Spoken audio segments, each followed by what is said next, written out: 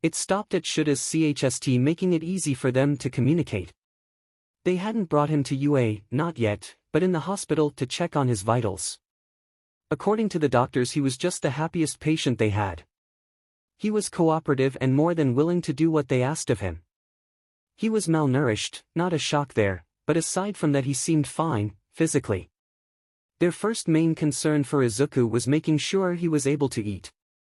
Shoyuta wanted to start Izuku off simple with veggies, but that was blown out of the water when Toshinori showed up with a cheeseburger of all things and handed it to Izuku. Izuku tore into the burger with a fierceness that Shoyuta only seen once before with Eri. Ketchup, mustard, and pickles slid out of the other side of the burger and into the water. Izuku didn't seem to mind as he floated onto his back, like an otter, and just ate like he was starving. Well, judging by his lithe frame, he was. As he ate, a soft sound left Izuku's throat. It took Shoyuta a few minutes to really identify it. He leaned into Toshinori's side. Is he purring? I think he is. Toshinori whispered back, a little amazed. Ha, and you wanted to give him veggies. Izuku finished his burger in record time. Shoyuta doubted he even tasted it. Still, he knew exactly where this was going to go, because again, he's seen Eri do the exact same thing. Shoyuta grabbed the trash can just in time. Izuku promptly vomited his burger into the bin. Shoyuta patted Izuku's hair. There. He grimaced at the smell. Shoyuta then turned towards Toshinori. This is why I wanted to give him veggies, Yagi. He's malnourished, you of all people should know what that means. Sorry. I just figured he would want to eat something from his past. Something a little more filling. You know. Shoyuta raised an eyebrow as he let Izuku's retching do the talking on that one. I'll go get him something to drink to wash the bile out of his mouth. Toshinori sighed with slumped shoulders. He then turned to walk out. Not soda. Shoyuta called after the man. Heard. Then it was two. He's trying. Izuku thought. After their first introduction, Shoyuta decided to keep the scale in a necklace around his neck. This way he could always stay in communication with Izuku if needed. Don't be too HRD on him. I didn't know I'd puke either. Izuku leaned back into his tank once he was done puking. He then dunked his entire body in the water. Izuku floated to the bottom of the glass tank. No shiny gravel at the bottom of the tank. Just a glass floor. Yeah, well, I did. You see, we saved this little girl a while back. She's kind of like you. She was really skinny, not as skinny as you, but skinny regardless. I made the same mistake. Only it wasn't a burger, it was fried chicken. Something that was way too heavy for her stomach. I just figured she wanted something nice instead of bland food. Well, I learned that lesson the strong way. She, like you, ate it way too fast and then she puked it up just as fast as she ate it. He scratched at his chin. Oh? Izuku cracked an eye open at the mention of the little girl. Is this the fight with Overhaul? The girl Kaken saved? Kaken? Bakugo Katsuki. I've called him that since we were little kids. It just stuck with me, you know. Ah, my residential problem child. Yeah, that's the one. Izuku's green eyes sparkled. He's grown so much since last time we spoke. I was afraid when I watched him fight Overhaul, but he really pulled through in the end. His quirk has gotten stronger. I always knew he was going to be a great hero. The light in his eye dulled as melancholy took over. Hey, what's wrong? It's nothing. I guess, I'm just a little sad. I'm happy to be saved, but what's there for me now? He laid against the bottom of his tank. His entire demeanor changing in the blink of an eye. His scales started to dull and lose their shine. Then he turned his back to Shoyuta. I always dreamed of being a hero, like All Might, but now. Oh. I'm sorry. It's fine. It never would have worked out regardless. Now, why do you say that?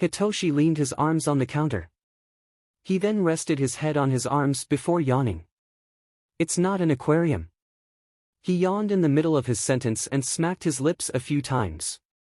Dude, did you sleep last night? Mineta was next to ask as he sat up on a stool. Sleep is for the weak. Ida came up and lightly chopped Hitoshi's head. Sleep is important. Ida then took off his glasses and fixed his eye patch that was over his left eye. Something he gained when he, stupidly, fought against Stain during internships, along with nerve damage. He was lucky that's all he got. Thank God Todoroki had heard the fighting and managed to save Ida before things got too out of hand. I wonder if maybe he's giving you a place to swim freely, Tsu. Ochako offered as she came up to her friend. I don't think that's it. Tsu shook her head. It just doesn't make any sense. Regardless. Momo came up to their little group. We won't be bugging the workers, understood? Yes, class rep, came the unison reply from everyone as they continued to watch the builders do their job. Momo nodded as she sat on a free stool and sipped her tea. She also watched the workers for a few moments before she noticed something. Uraraka, are these workers from your family? She asked once she noticed the name on the back of the worker's shirt. Ochako Construction. Yep. Daddy offered to do it for a good price since I go here and he really likes Mr. Aizawa. But, Daddy also signed an NDA, meaning he couldn't tell me what it was for. She pouted, cutely puffing her cheeks out. Sucks. Momo gave a little chuckle. Well, whatever it is, Mr. Aizawa certainly doesn't want us to know until it's time. You know how he is. Hey! Baku bro. Kirishima turned to the loud blonde who was making his way towards the kitchen. Mr. Aizawa talked to you a week ago. Did he tell you what this is about? He pointed towards the construction workers. Nah. Bakugo grumbled as he turned and walked away.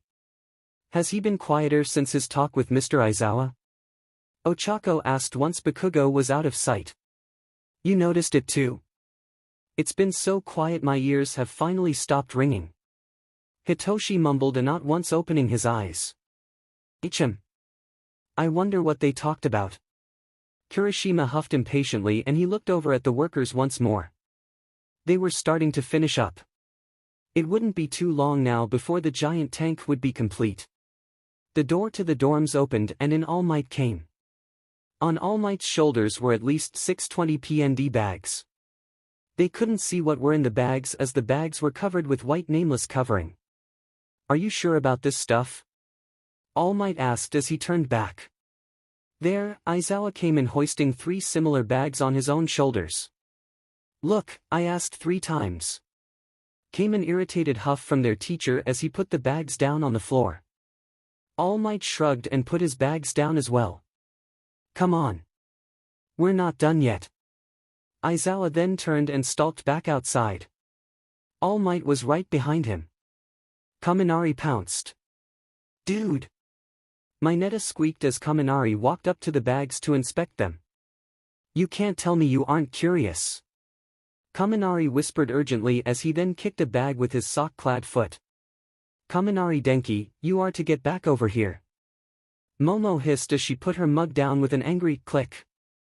Nah, let him be a dumbass, we're not the ones getting in trouble. Hitoshi smiled sleepily. Kaminari didn't heed her any mind. Instead he bent down and picked something off of the ground. He then grinned and rushed over towards his friends. I was right. Look! Kaminari whispered excitedly as he put a small blue pebble on the countertop. Fish gravel, we're getting an A-. He cut himself off as All Might came back. All Might quietly kicked one of the bags of gravel to the side. Here. He ordered and picked up a bag to put to the side. In came Present Mike. Hitoshi lifted his head at the sound that followed the blonde teacher. Present Mike was wheeling in, something on a large wagon. It looked to be a smaller tank of sorts, but the thing was there was a large blanket covering the entire thing. But Hitoshi could hear it.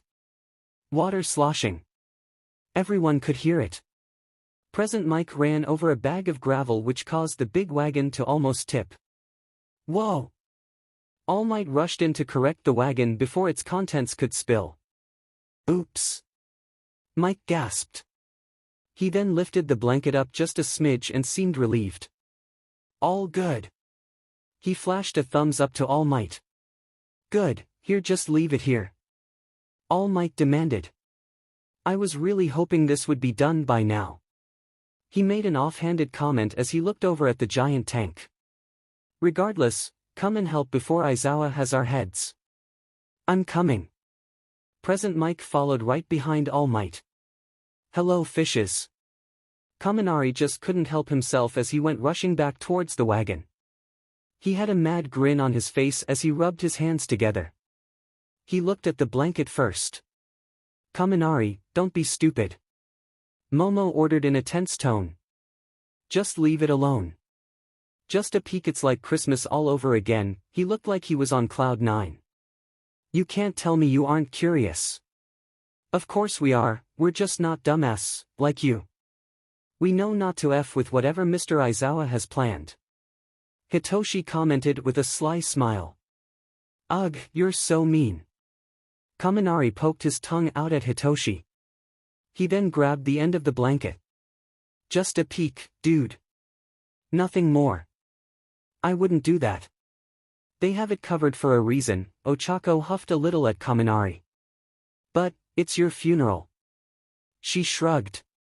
Kaminari grinned a devilish grin and he lifted the blanket up just enough for him to see inside. Hello, little, ah. The scream he produced was one filled with pure terror as he threw himself back in shock. This caused those watching to immediately JRK up in response. Dude!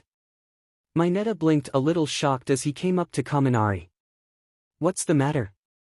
Kaminari at first couldn't produce words as he pointed at the tank in terror. F-dash, he tried to say but it just couldn't come out. He trembled violently as he continued to point.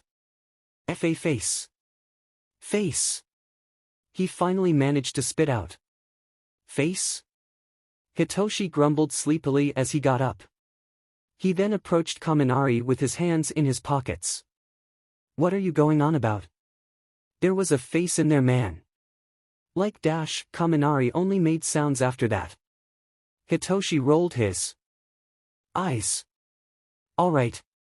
Whatever, man, what big scary face did you see in here? Hitoshi teased as he grabbed onto the blanket. I'm telling you. It was a face. I'm talking eyes, nose, and a mouth. Like almost all animals have. Hitoshi then rolled his eyes. Alright, let's see this big scary face. Hitoshi then pulled the blanket up. Honestly, he, like the rest of them, expected fishes. Not a mere boy. Indeed. He had a face. A human face. The boy sat at the bottom of the tank. The tank was just long enough to hold him. He had his tail pushed up to his chest, and when he and Hitoshi locked eyes, the boy smiled. Hitoshi only blinked in surprise. He looked to the others. Their mouths agape with shock. Some even had their hands to their mouths. This boy had the biggest and greenest eyes Hitoshi had ever seen. He was also the skinniest boy Hitoshi has ever seen. How old is he? 12? 11? Hitoshi walked around the tank. The boy pushed up on the lid of the tank. It was just a simple mesh screen, so it wasn't a strong deed to do. Dude, what the F? Kaminari whispered weakly as he got up from the ground. That's a mermaid, an actual mermaid. He approached the tank. Hitoshi grabbed the lid from the boy gently. The boy cautiously poked only his eyes out of the water, looking at everyone. Others started to approach. They kept their distance, only watching, wanting to see where this could go. Sue was most definitely the most curious as she leaned down to look at him. Deku. It's really you. Deku, others doubted that was this boy's real name, looked at Bakugo. He didn't move himself out of the water. He only blinked. It was big and slow and blink, like he couldn't believe what he was seeing. Hitoshi jumped when the lid to the tank was yanked out of his grip by Deku, and the mesh lid was slammed back down over the top. Deku sunk down to the corner of the tank and huddled in on himself. He wrapped his arms around his body while his long hair hung in front of his face.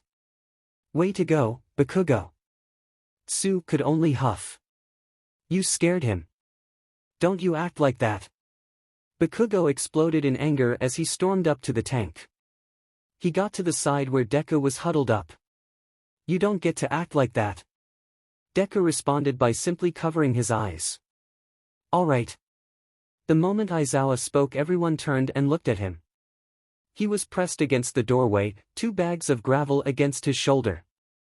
Who do I need to punish for ruining the surprise? Everyone, including the mayor boy, pointed to Kaminari with no hesitation. It took a while for them to finally get Izuku's tank up and running. Once they filled it with the bright blue gravel and then got the water in, they were able to transfer Izuku.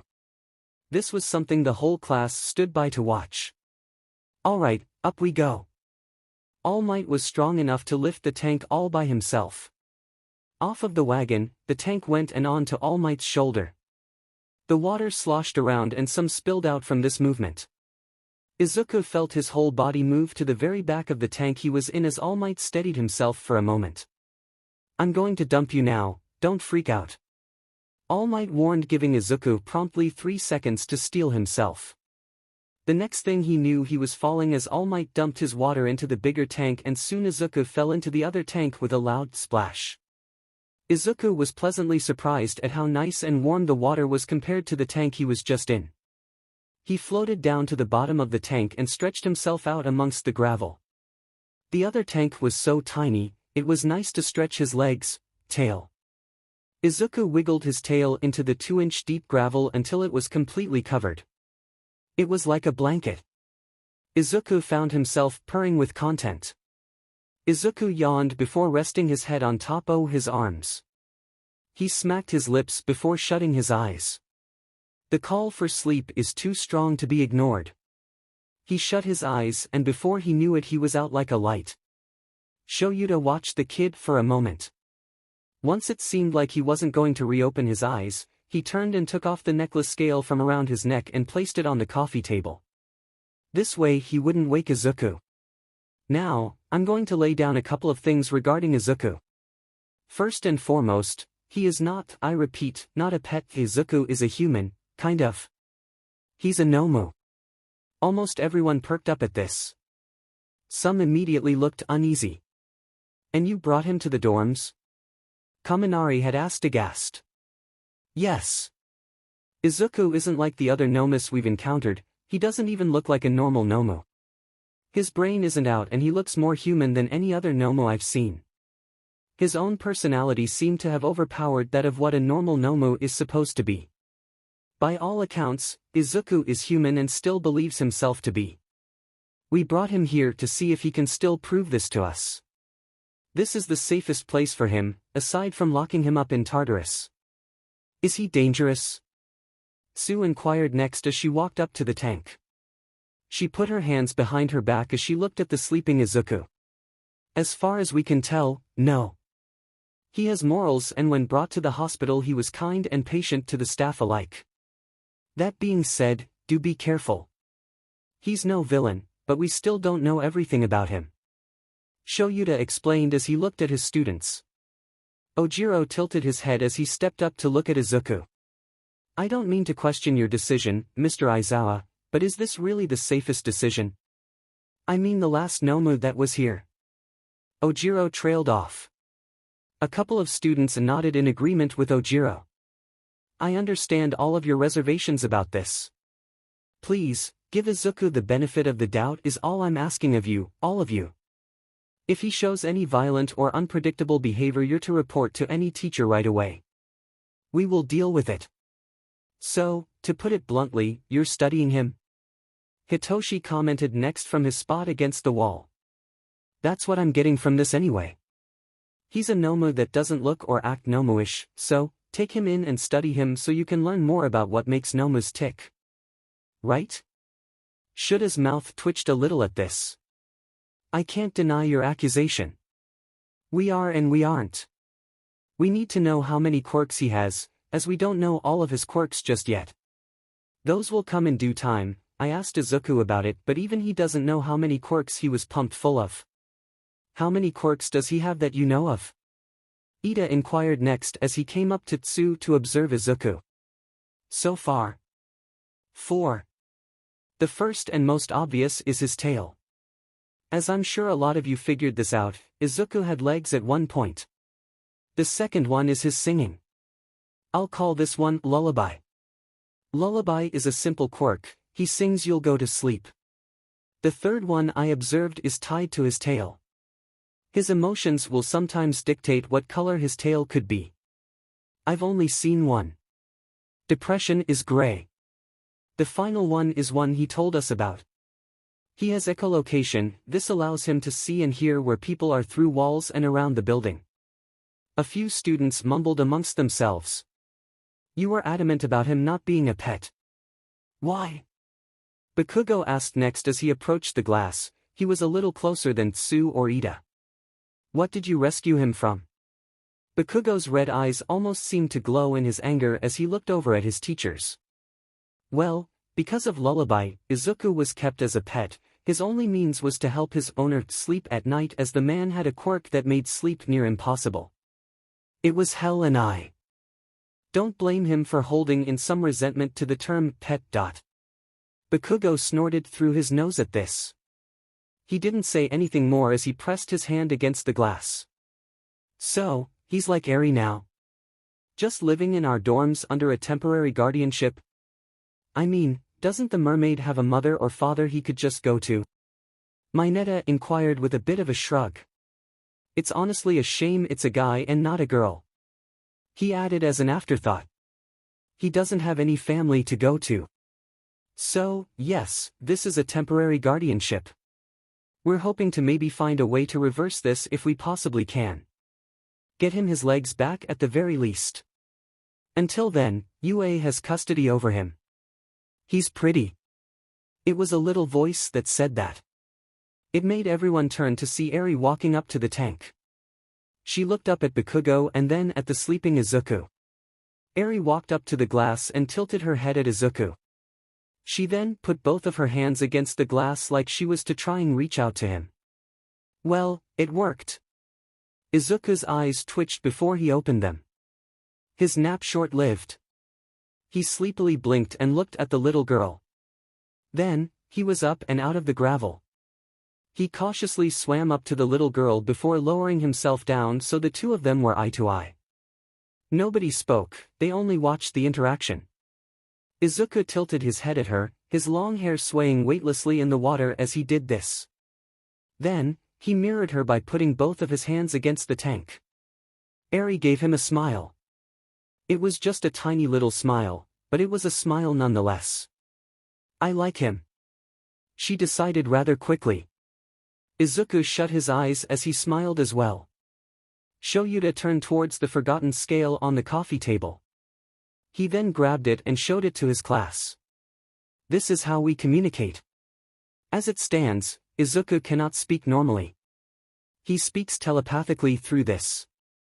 I don't want you all bugging him for scales. If he trusts you with scales then so be it, but he'll be communicating through me if not. So, keep your questions, PG please. Shoyuta explained as he tied the necklace back around his neck.